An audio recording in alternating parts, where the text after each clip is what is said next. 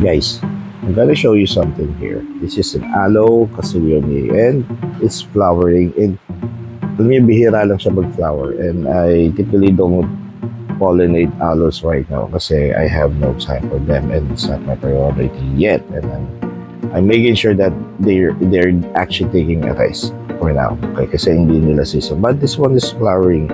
And I just want to show you kung ano ba yung ginagawa dito if ever you're going to pollinate. Okay, so this is the flower stalk. Ayan, yung flower stalk. Ito yung flowers na mismo. Hindi sila bumubuka ha. And kung makikita nyo, may mga ayan, yung powdery substance dyan. Yan yung mga pollens. And yung stigma and yung female part, siya yung nagpo-protrude dito. And that one. Okay. So, focus on this one. So, yun. Makikita nyo yan. Ayun yung powder na kumakapit dito sa kamay ko. Yan yung pollens. It's coming from those parang mga manlilita tentacles. Okay. Pero yan yung female part, makikita nyo. So, ang aloes, hindi siya nagsa-self-pollinate. So, you need another aloe para makapag-hybridize kayo or para makapag-cross kayo. Okay. For example, this one, yung aloe castiglione, pwede kong i-cross dito. Yan, o. Tandaan nyo yung pistil, yung female part yan, nakaprotrude. Yung nakalabas, yung female part. May yung pollens, and yung stamen. Always remember, men, mga lalaki, sila yung merong pollens.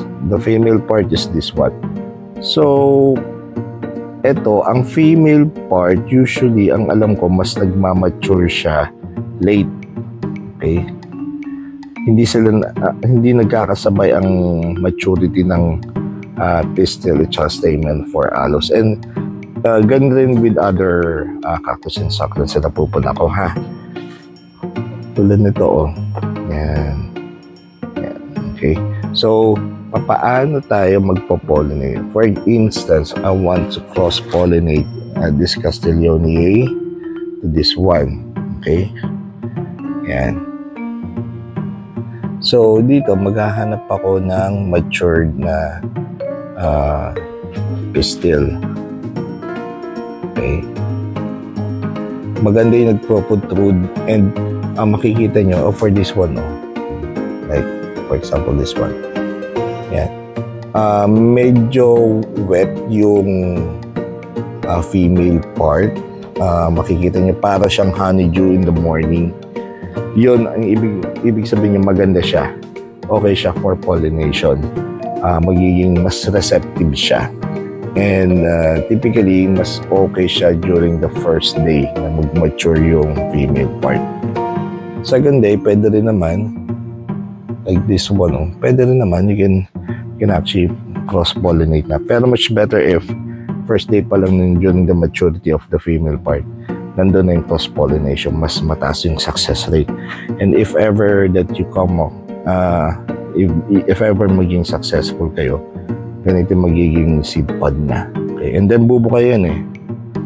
And the type of seed dispersal that aloe has, by the way, is yung through wind typically, kasi may feather, meron siyang parang cloth or feather like some thing surrounding the seeds. So kapag ito bumuka and dilipad ng hangin, doon siya nag-spread sa wild.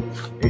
Kaya kapag ganyan, typically we use some like anything that would cover the entire seeds here. Kasi sasabog to eh, so you have to prevent that one from happening.